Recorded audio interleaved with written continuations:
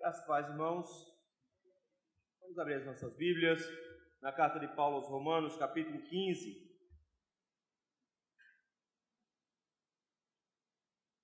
Carta de Paulo aos Romanos, capítulo 15. Nós faremos a leitura que vai do versículo 1 ao versículo número 13.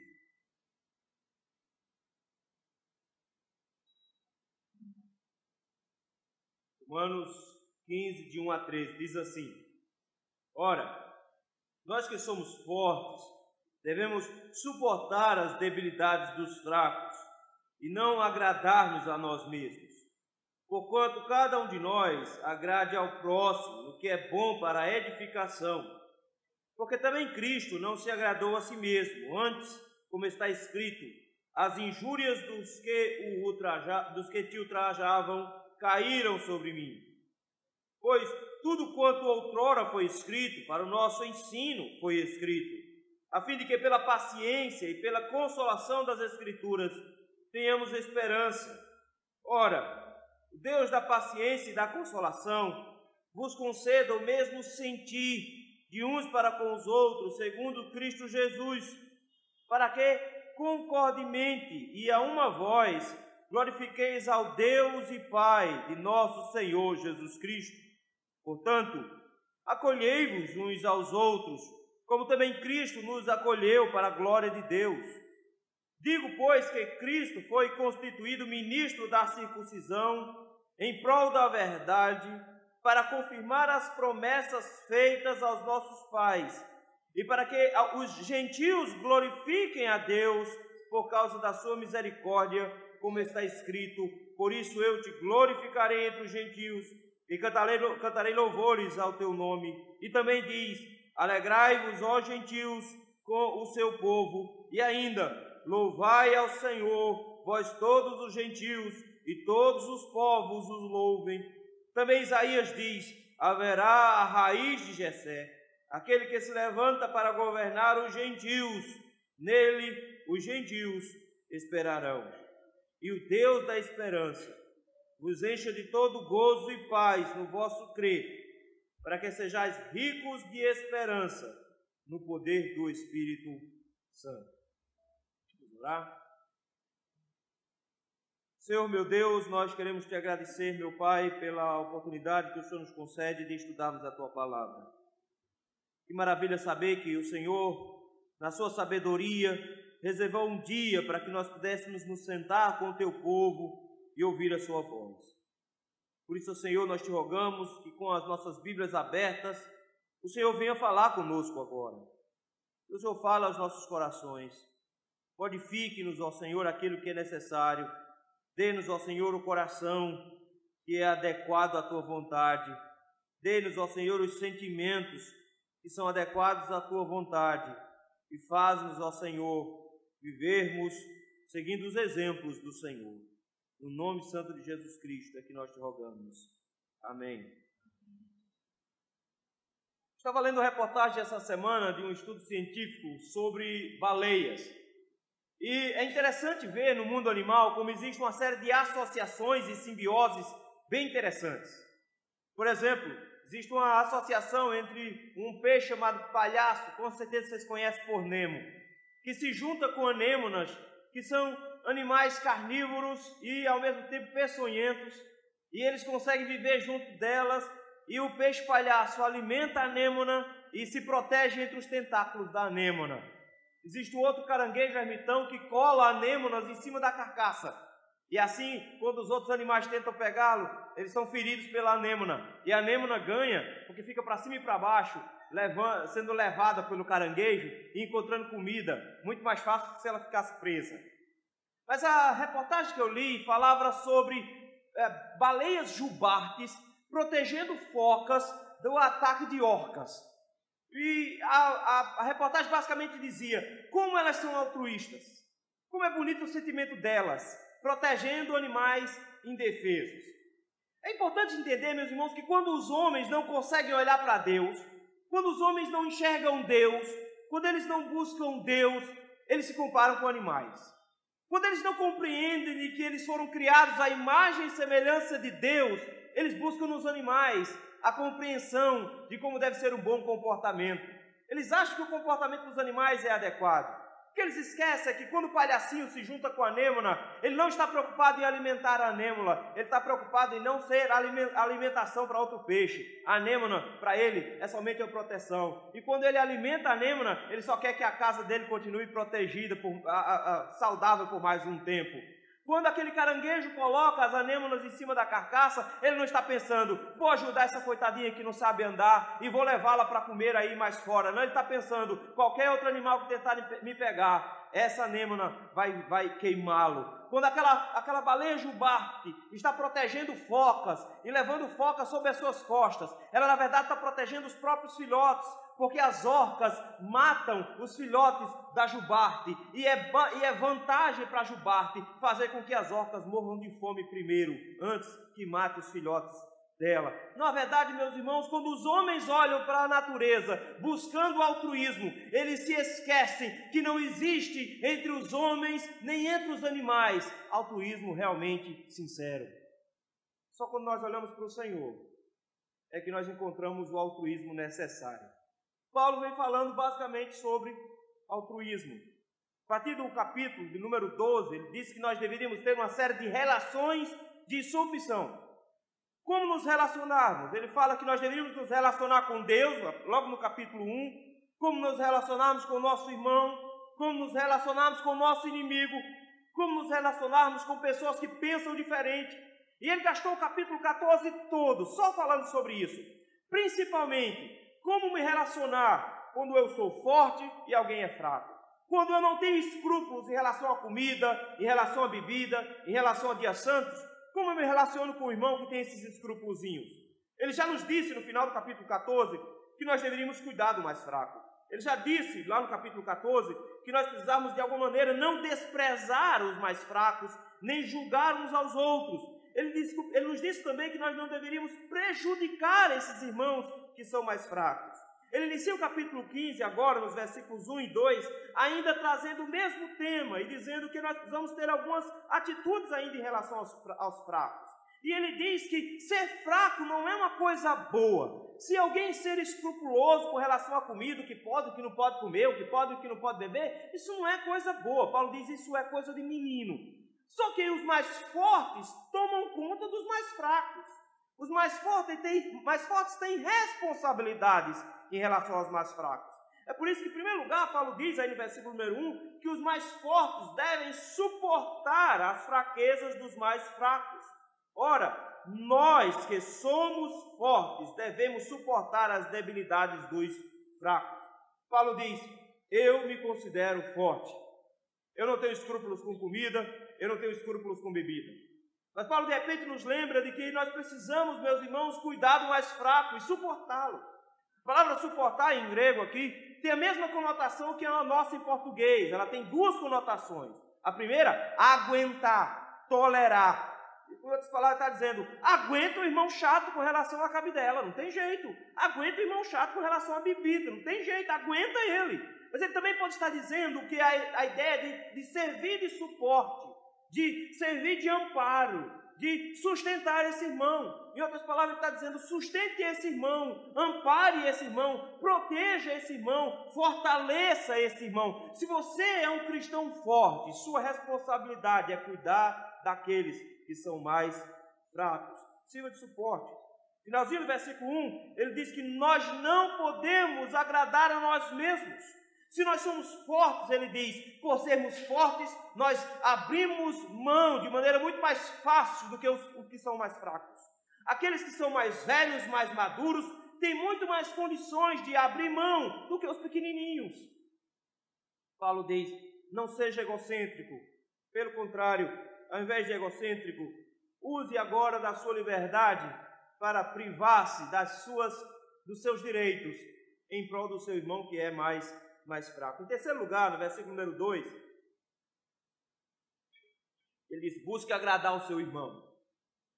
Busque agradá-lo.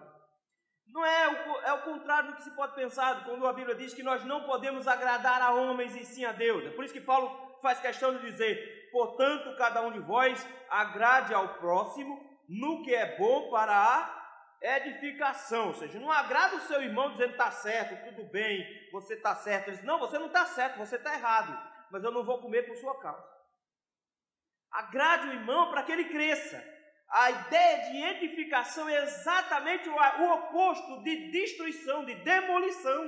Ele diz, ao invés de demolir a igreja do Senhor, que é um edifício santo, nós a construímos. E a maneira como nós construímos é abrindo mão dos nossos direitos e agradando o irmão. Se o irmão não bebe, também. Se o irmão não come, nós também não comemos. Se o irmão faz algumas distinções, ele diz, eu vou fazer para agradá-lo, para que ele seja edificado, para que ele aumente, para que ele se fortaleça. O problema é como se comportar assim. Por que eu deveria abrir mão dos meus direitos? Por que eu deveria abrir mão se esse camarada ele é um irresponsável e não cresce espiritualmente? Por que eu vou abrir mão se o Senhor me deu liberdades e esse outro camarada que está há anos na igreja não consegue crescer em santificação nem em conhecimento bíblico? Por que eu devo abrir mão dos meus direitos? Esse é o clamor de todo coração pecaminoso. É assim que nós olhamos. Quando vemos o apóstolo Paulo dizendo, agrade o seu irmão. Quando vemos o apóstolo Paulo dizendo, faça com que o seu irmão seja suportado por você. Quando nós vemos o apóstolo Paulo dizendo, ao invés de agradar a si mesmo, edifique o seu irmão. Por que eu preciso sempre estar abrindo mão dos direitos? Não é assim que as crianças fazem?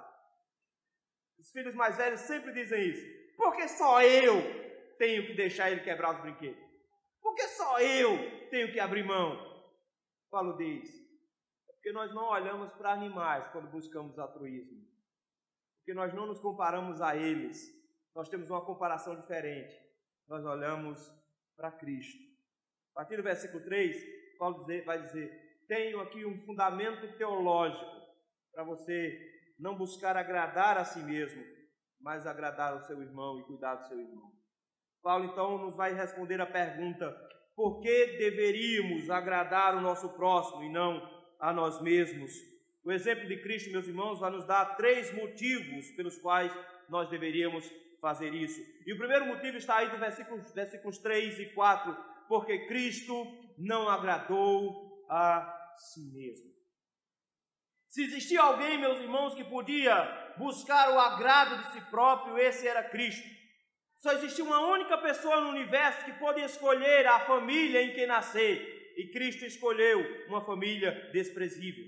Só existe uma pessoa no universo que podia escolher o lugar onde nascer. E Cristo escolheu nascer num estábulo. Só existe uma pessoa no universo que podia escolher em que lugar iria dormir a primeira noite aqui na terra. E essa pessoa era Cristo. E ele escolheu que iria dormir num colche. Precisamos entender que Paulo olha para Cristo, olha para a vida de Cristo e diz, ele tinha escolhas. E digo mais, ele tinha direitos. Ele tinha direito a escolher o melhor para si. Se existe um ser no universo que tem o direito pleno de pensar só em si, é Deus. Porque Deus está desde o princípio consigo mesmo. Desde sempre consigo mesmo. Ele sempre existiu para a própria glória. É direito dele viver para a própria glória. É direito dele viver pensando somente em si. E aquele que tem o direito de viver somente para si, decidiu fazer o contrário. Versículo 3. Porque também Cristo não se agradou a si mesmo. Cristo não buscou agradar a si mesmo. Pelo contrário, ele vai nos mostrar que a vida de Cristo foi uma completa humilhação pela forma como ele se ligou, se atrelou ao próprio Deus. De forma que os pensamentos divinos do Pai estavam tão plenos no coração de Jesus Cristo, que ele se identificou com a sua mensagem e também com a sua perseguição. É por isso mesmo que o versículo 3, o apóstolo Paulo vai arrastar o Salmo 69, versículo 9, e ele diz, as injúrias dos que ultrajavam caíram sobre mim. Ele usa a figura aqui, meus irmãos, de um servo que sofre injustamente, de alguém que sofre como um homem íntegro. É isso que o Salmo 69 trata. Esse salmo, meus irmãos, é citado pelo menos mais 5 vezes no Novo Testamento. Em todas as vezes que ele é citado como uma referência a Jesus Cristo, como que dizendo, é sobre Jesus que esse salmo está falando. E de repente ele nos ensina que se Cristo, meus irmãos, sendo o próprio Deus, pela identificação que ele tinha com o Pai, se submeteu às injúrias que eram próprias do Deus Pai, os homens ímpios, inimigos de Deus, descontaram a sua ira em Cristo, e ele simplesmente baixou a cabeça, e como ovelha muda perante os seus tosqueadores, ele não abriu a sua boca. Paulo diz, está aí um bom exemplo para que nós devêssemos seguir. Versículo 4: pois tudo quanto outrora foi escrito, para o nosso ensino foi escrito. Paulo faz questão agora de mudar um pouco de assunto aqui no meio do intervalo. Paulo para falar sobre Bíblia. Pastor, o que é que Paulo está pensando aqui? O que é que ele quer trazer Bíblia? Ele citou o Salmo 69. Ele está dizendo, meus irmãos, a Bíblia ela não está lá simplesmente para que eu olhe para ela, dê uma lidazinha de manhã e saia para a rua. Não. Tem algumas verdades que eu preciso compreender aqui. Em primeiro lugar, a Bíblia ela é atual. O apóstolo Paulo está dizendo, a Bíblia que foi escrita lá no passado, lá no Salmo 69, que falava sobre Jesus, deve ser aplicada agora. Ela foi escrita para nós, ela foi escrita para mim e para você. Tudo que foi escrito para que eu e você tivéssemos hoje informações. Além disso, ele diz, o valor da Escritura é abrangente, porque toda ela foi escrita para apontar para Cristo, que nos desse exemplos. De forma que em Cristo nós encontramos todas as respostas para todas as perguntas que o coração do homem puder fazer.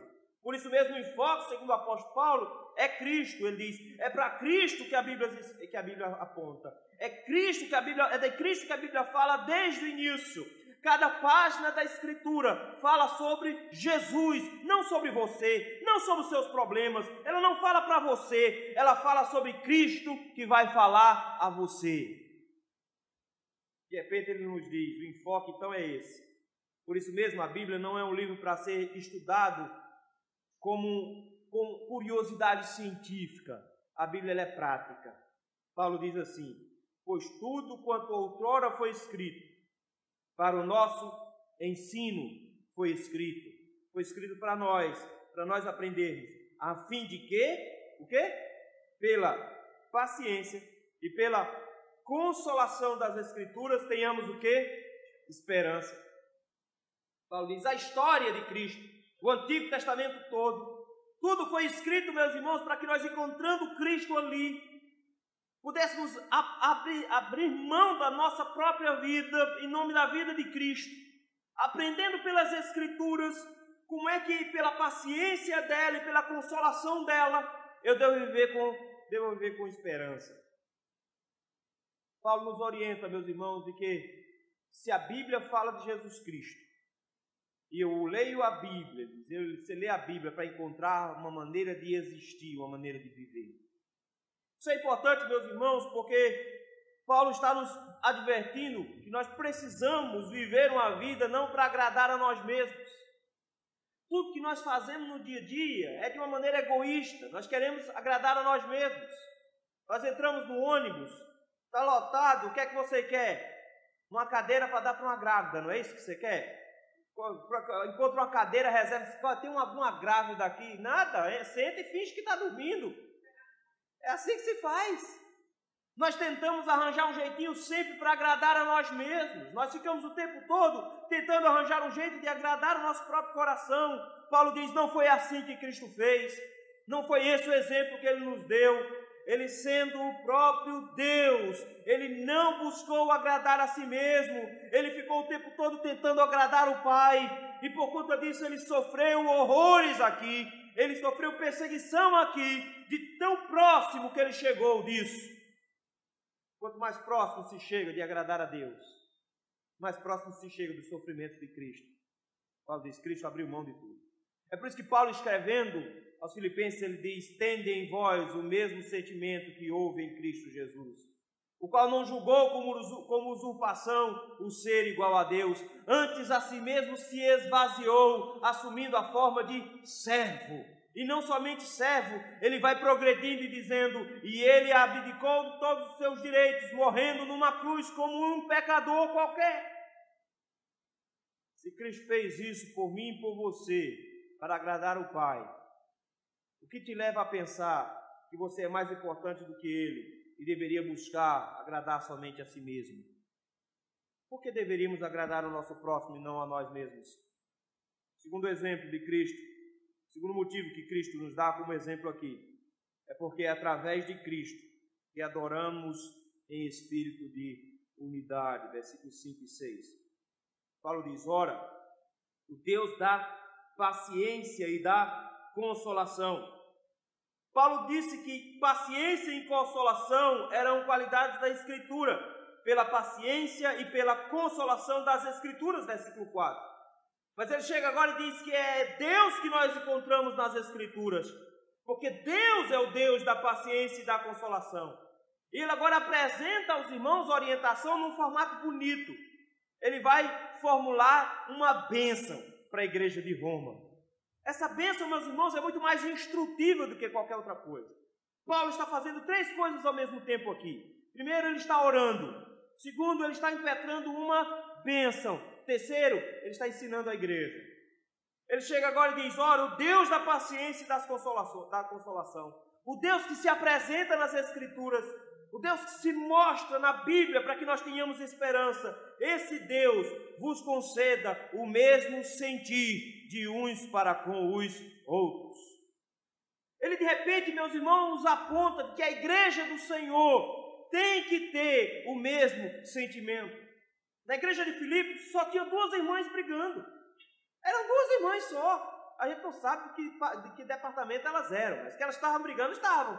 Evódia e Sintique estavam num arranca-rabo tão grande que no final das contas a igreja estava se dividindo por causa delas 2. E elas 2 estavam numa confusão tão grande que a igreja estava agora tomando partido. Paulo diz: não, vocês não podem brigar assim. Vocês não podem estar desunidas assim. Porque vocês têm que ter o mesmo sentimento de Cristo. Paulo agora também repete aqui aos romanos dizendo: minha oração é que Deus conceda a vocês o mesmo sentir de uns para com os outros. Ele está falando, meus irmãos, de que é necessário nutrir sentimentos adequados em relação ao meu irmão. E o sentimento adequado que eu devo nutrir em relação ao meu irmão não é um amor terreno, não é um amor baseado em favores, não é um amor de igual para igual. Pelo contrário, é um amor baseado no amor de Jesus Cristo. Olha o final do versículo número 5. Amor de uns para com os outros, segundo o quê? Segundo Cristo Jesus. O amor que a igreja manifesta, meus irmãos, não é um amor de amizade. Amor de amizade também é um amor egoísta. É um amor onde a pessoa me faz bem só por estar perto de mim. É uma pessoa que eu gosto da fala, eu gosto das conversas, eu gosto da companhia. Amizade é alguém que eu gosto. Eu gosto de graça, mas é alguém que eu gosto. Mas família é diferente. Nem sempre a gente está gostando do irmão. Nem sempre a gente está gostando de conviver dentro de casa. Às vezes, pelo contrário, é uma confusão, é uma briga. Então, meus irmãos, de que o nosso sentimento para com o nosso irmão na igreja, principalmente com os mais fracos, não pode ser um sentimento de amizade, mas tem que ser um sentimento de Cristo. O cuidado de Cristo para com o próximo. Parou para pensar? Quando Pedro pergunta a Jesus quantas vezes se deve perdoar o irmão, umas 7 vezes, ele estava pensando: eu vou ser generoso, eu vou botar para quebrar agora, ele nunca vai botar um negócio maior do que esse. Irmão, 7 vezes é muita coisa. Pisou no meu pé, está perdoado. Pisou de novo, está perdoado. Pisou de novo, está perdoado. Não, bota 7, que 7 é um número bom. 7 é suficiente. Depois de 7 a gente senta a mão na cara. Não tem esse negócio não. Cristo chega e diz: a conta é mais ou menos o seguinte: 70 vezes 7. Ele não está dizendo: faz a conta aí, vai anotando com o meu irmão ali, pecou, vai fazendo os gastos. Quando chegar 70 vezes 7, você pode meter a mão na cara dele. Ele não está dizendo isso não. Ele está dizendo: perdoe na mesma quantidade que Deus tem te perdoado. Se você tem 41 anos como eu, Você já se lembra de saber que você teve um bocado de pecado que já foi perdoado. O Senhor já passou de 70 vezes 7 faz tempo. E de repente Ele chega agora e diz: tem o mesmo sentimento? Tem o mesmo cuidado de Cristo? Sabe por quê, meu irmão? Porque a igreja do Senhor é chamada para comunhão. Não é aquela comunhão artificial. Somos corpos e assim bem ajustado. Deixa eu te dar um abraço, meu irmão. Seja bem-vindo em nome de Jesus. Nunca mais eu quero olhar para a tua cara. Então nem é isso que tu está passando fome, mas eu te amo em Cristo. Não é isso que ele está dizendo. Não é essa comunhão artificial. Não é esse negócio fraco, esquisito que se produz nas igrejas. Não. É um sentimento adequado, concreto, correto de alguém que tem um irmão em Cristo. É alguém que simplesmente sabe de que a comunhão ela vai produzir adoração. Versículo número 6. Para que concordemente, olha aí, e a uma voz façam o quê? Glorifiquem a Deus. Olha, que o Senhor dê um espírito de unidade a vocês.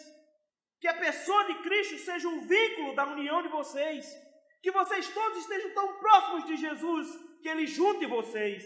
A ideia de uma igreja que se junta tanto a Cristo que se torna uma só. E a comunhão se expressa em adoração. Porque todos estão colados em Jesus, todos estão amando como Jesus, todos estão presos a Jesus, e por isso todos se unem em adoração. Não é possível adorar numa igreja que briga. O apóstolo Paulo, escrevendo aos Coríntios, diz: como é possível? No dia da comunhão vocês brigam, no dia da Santa Ceia vocês brigam, vocês transformam a comunhão num dia de confusão.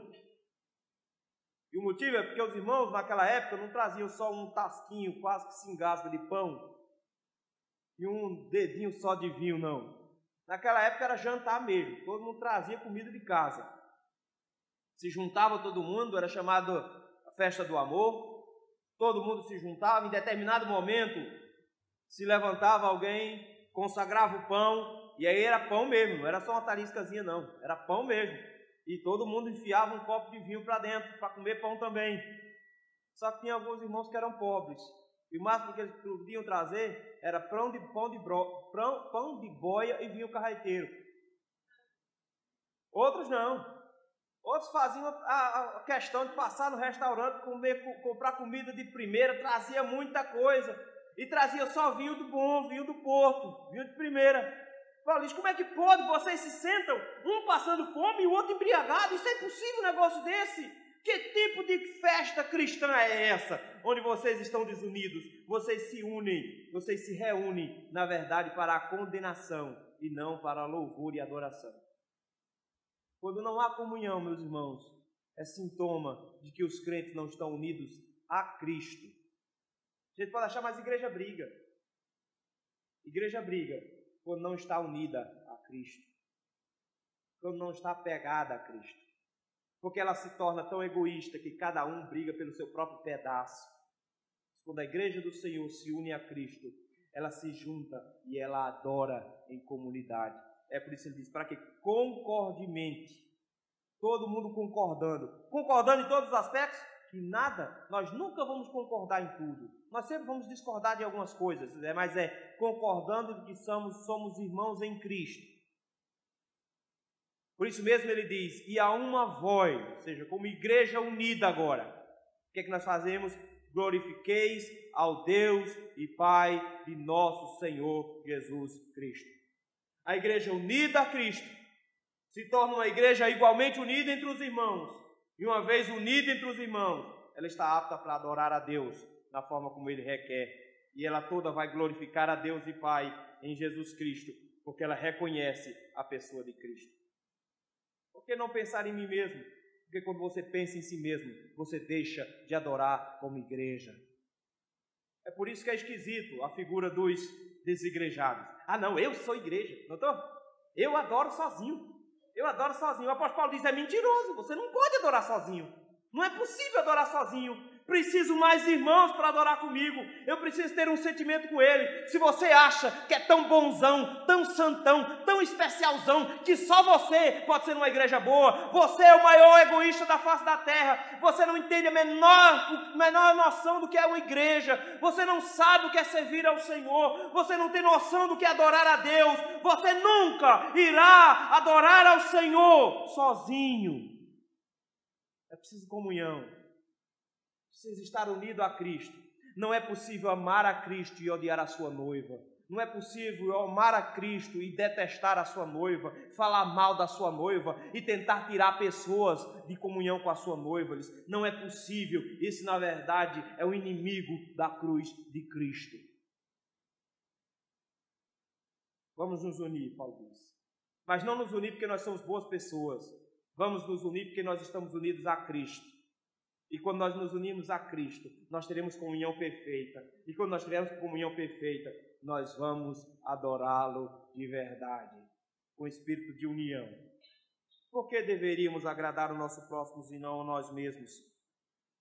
O exemplo de Cristo nos dá um último motivo. Porque Cristo os aceitou e os tornou servos. Versículos de 7 a 13. Paulo diz: portanto, meus irmãos, porque Cristo nos mostrou que Ele não quis agradar a si mesmo, mas quis agradar a Deus e agradou ao próximo. Porque Cristo nos mostrou que Ele busca comunhão uns com os outros para que nós possamos adorar.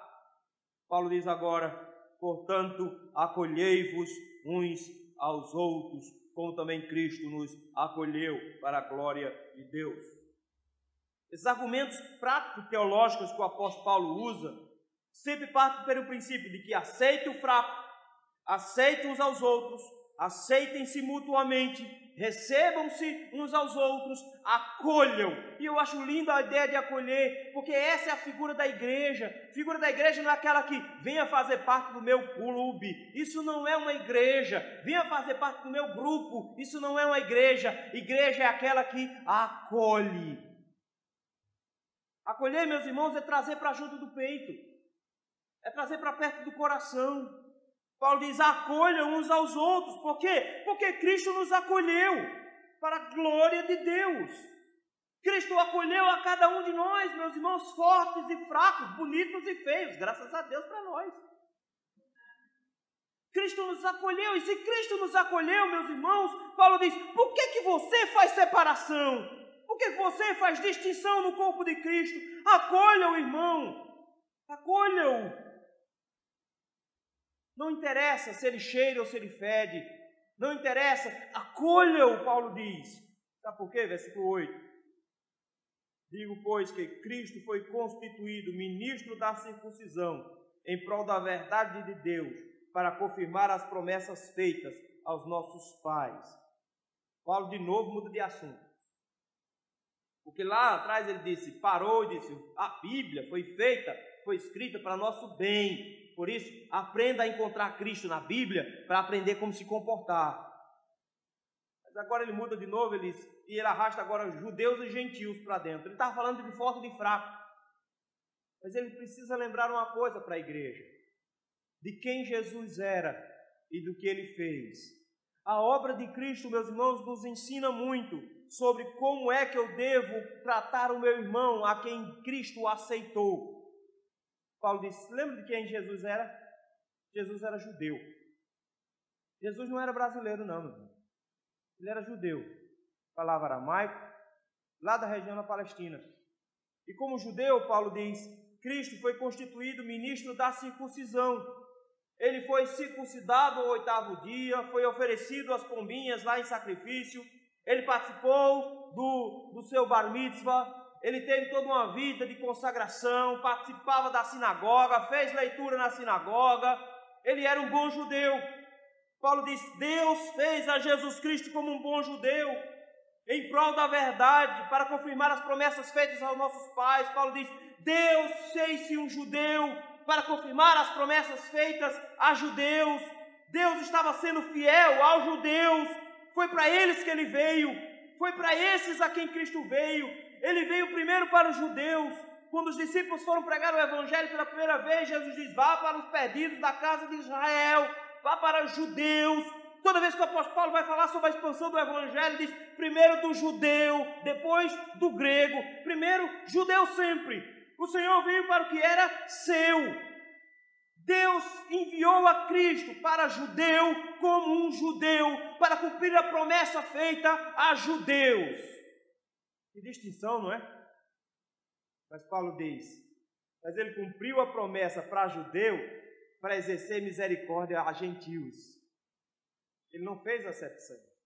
Por isso que o versículo 9 ele diz, e para que os gentios fizessem o quê? Glorificassem a Deus por causa da sua misericórdia. Cristo veio cumprir uma promessa a judeu, mas Cristo veio exercer misericórdia aos gentios. E Paulo diz, isso não é novidade no Novo Testamento, não.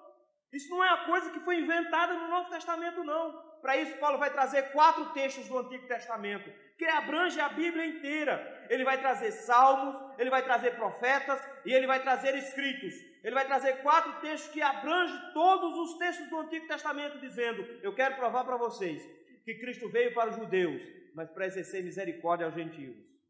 Olha aí, versículo número 9. Está escrito, versículo de número 9. Ele está citando 2 Samuel. Ele diz, por isso eu te glorificarei entre os gentios e cantarei louvores ao teu nome. Ele de repente nos lembra aqui agora, citando um salmo, dizendo, vocês precisam se lembrar de que o Senhor disse que os gentios iriam louvar também. Você pode dizer, ok, desculpa, mas tem duplo sentido aqui. Porque pode ser que esses gentios aqui sejam somente convidados e não participantes. Pode ser que eles estejam só mais assistindo e não louvando necessariamente. Afinal de contas, o texto diz que quem vai glorificar é o salmista entre os gentios. Ou seja, os gentios só vão estar assistindo isso. Paulo diz, não, tem outro texto, versículo número 10. Ele agora vai citar Moisés. Ele diz, para que você não tenha nenhuma dúvida, Deuteronômio, capítulo 32, diz assim, alegrai-vos, ó gentios, com o seu povo. Está vendo que os gentios deviam estar dentro de Israel também se alegrando? Tem outro texto, versículo número 11, ele vai citar outro salmo, ele diz assim, e ainda diz assim, louvai ao Senhor, vós todos os gentios e todos os povos o louvem. Paulo vai usando uma sequência de textos dizendo, está vendo? O salmista deveria louvar entre os gentios. Está vendo? Os gentios deveriam se alegrar no Senhor. Está vendo? Os gentios deveriam louvar ao Senhor. E ele termina no versículo 12 trazendo uma profecia de Isaías capítulo 11, dizendo, e haverá a raiz de Jessé. Ou seja, de Jessé vai nascer um Davi, e de Davi vai nascer Jesus, aquele que vai se levantar para governar os gentios, e os gentios nele esperarão. De repente ele chega e diz, há uma profecia dizendo que Jesus será o Jesus dos gentios também. Então Deus não vai fazer acepção. Se Deus acolheu gentios que não faziam parte do seu povo, chamou-os para si e tomou-os para si como seu povo, por que você acha que tem direito de excluir alguém dessa comunhão? O projeto de Deus sempre foi acolher todos os seus filhos de todos os cantos. É por isso que a Nova Jerusalém, que desce dos céus, lá em Apocalipse, tem 4 cantos e portas para os 4 cantos. Porque o princípio é de todos os povos, tribos, línguas e nações virão para louvar ao Senhor. Paulo diz, ele não fez separação, ele não fez acepção. Pelo contrário, trouxe a todos. É por isso que ele termina o versículo 13 com uma bênção final. E o Deus da esperança, que esperança? A mesma esperança que ele fala lá no versículo 4, que a Escritura nos dá esperança. Nota que ele diz que a Escritura nos dá, ao mesmo tempo, paciência e consolação, que são atributos de Deus no versículo 5. Ela também nos faz ter esperança. Ele diz, porque Deus dá esperança, versículo 13. E o Deus da esperança vos encha de todo gozo e paz no vosso crer, alegria e tranquilidade, sem guerras. Não tem para que brigar, meu irmão. Uma igreja só será feliz quando ela parar de confusão, quando ela experimentar paz. mas ela só terá paz quando ela entender que foi Deus que trouxe os irmãos para cá. Ah, mas fulano de tal é problemático. Jesus o amou, meu filho, trouxe para cá, problemático do jeito que ele é. Mas fulano de tal não tem que aguente, Jesus o aguenta, meu filho. Tanto o aguenta que vai levar ele para o céu. Coisa, não é? Paulo diz, no dia que nós entendermos isso, nós vamos nos juntar mais. E aí haverá alegria. A gente fica pensando em alegria como sendo alguma coisa que a gente sente entre uma tristeza e outra. Não é? A gente fica um pouco feliz às vezes. Às vezes a gente fica em alguns momentos felizinho. Mas a alegria para o crente não são momentos do dia. A alegria para o crente é uma constância. Afinal de contas, lembram qual é o primeiro gomo do fruto do Espírito? Porque o fruto do Espírito é alegria. Alegria. Paulo diz, a igreja do Senhor só será alegre quando ela entender que precisa parar de pensar em si mesma e acolher o seu irmão em Cristo, porque Cristo o acolheu também. E esse Deus que produz alegria e paz no nosso crer, vai nos fazer ricos de esperança no poder do Espírito Santo. Aí a igreja vai ficar super entusiasmada, cheia de esperança na ação do Espírito Santo, porque a comunhão dos crentes trará essa motivação, essa força para enfrentar o dia a dia. É assim que a igreja do Senhor age, é assim que ela vai ser. Por que nós deveríamos agradar ao nosso próximo e não a nós mesmos? Paulo diz, nós temos bons motivos. Cristo nos deu esses motivos. Irmãos, não cabe na igreja do Senhor um ego tão grande que não possa acolher os irmãos. O papel do crente não é buscar uma autoajuda.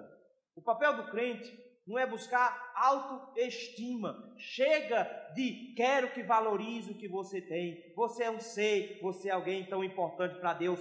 Cala-te, está na hora de você entender, remate essa tua alma pecaminosa, crucifique o seu eu na cruz de Cristo, rebaixa essa bola, estoura esse balão, está na hora de entender que o seu próximo é mais importante do que você.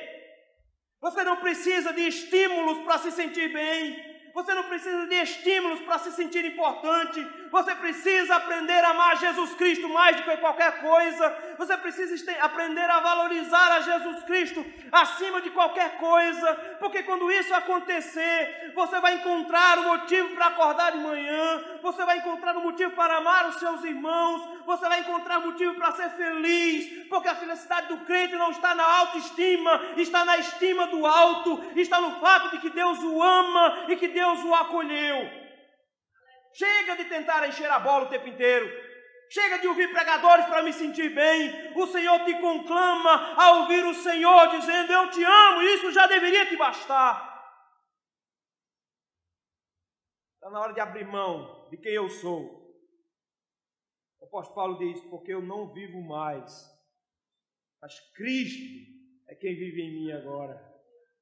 Não tenho mais sonho, coisíssima nenhuma. Meus projetos foram tudo por água abaixo. Ah, Senhor, ressuscita os meus sonhos. Senhor, mata todos eles e coloca na cruz, Senhor. Acaba com os meus sonhos. Que os meus planos sejam somente os planos do Senhor. Que o meu coração esteja somente no Senhor. Que os meus projetos sejam submissos debaixo dos pés do Senhor. Eu preciso urgentemente baixar a minha bola e amar mais a Cristo do que a mim mesmo. Se não acontecer isso, se eu não buscar em Cristo a motivação da minha vida, se eu continuar inflando o meu ego, se eu continuar enchendo o meu coração na perspectiva de que eu sou alguém importante, de que eu preciso me entender assim, que eu acho que eu sou alguém importante, afinal de contas, eu sou filho de Deus, irmão de Jesus Cristo, é o fraco. Quando você pensar assim, meu irmão, você não entendeu e não sente o que Cristo sentiu, você não faz parte do corpo de Cristo, porque Cristo, mesmo sendo Deus, tendo todos os direitos do universo, se rebaixou. Se rebaixou ao mais baixo nível. E no seu último dia de vida, quando ele podia estar fazendo qualquer coisa, na sua última noite de vida, quando ele podia estar pelo menos descansando um pouquinho com base no que ele ia enfrentar, ele resolveu colocar um avental, se abaixar e lavar os pés dos seus discípulos. Na sua última noite de vida, ele decidiu se humilhar só mais um pouquinho. O Senhor nos conclama hoje a parar de pensar em nós mesmos, a olhar para Jesus Cristo e dizer: se Cristo é meu exemplo de vida, se Cristo me salvou e me ama, eu não tenho direito de exigir que o meu irmão se comporte bem em relação a mim. Eu é que tenho que amá-lo e não ele me amar. É minha responsabilidade cuidar do meu irmão. É minha responsabilidade como irmão mais forte preservar o meu irmão mais fraco. É meu dever como irmão mais velho proteger o meu irmão mais novo. É meu dever dar condições de vida a ele. É meu dever agradá-lo para que ele cresça. É meu dever estar o tempo todo ao lado dele. É meu dever me unir a ele, estar junto dele, congregar com ele, adorar com ele, porque afinal de contas foi isso que Cristo fez com todos nós. Ele não precisava nos acolher, ele não precisava trazer-nos para junto dele, mas ele quer cada um de nós do lado, a tal ponto que ele disse: onde eu estiver, eu quero que vocês estejam também. Eu voltarei para buscar vocês, eu quero vocês do meu lado. Eu e você, ruins como nós somos, cheios de falhas, defeitos e pecados, ele diz: eu vou limpar vocês e vou levar vocês para casa. Se ele me acolheu e acolheu vocês, o que te leva a pensar que você é mais importante do que Cristo para não acolher os irmãos da igreja? Para não acolher as pessoas que chegam aqui? O Senhor nos conclama hoje à noite, meus irmãos, a parar de querer agradar a si mesmo e passar a agradar ao nosso irmão mais próximo. Porque Cristo nos deu o exemplo perfeito disso. E pela obra de Cristo, teremos uma igreja unida, cheia de paz e de alegria para adorar ao Senhor, quando nós nos unimos mais a Cristo. Quanto mais uma igreja se une à pessoa de Jesus, mais ela se une uns com os outros.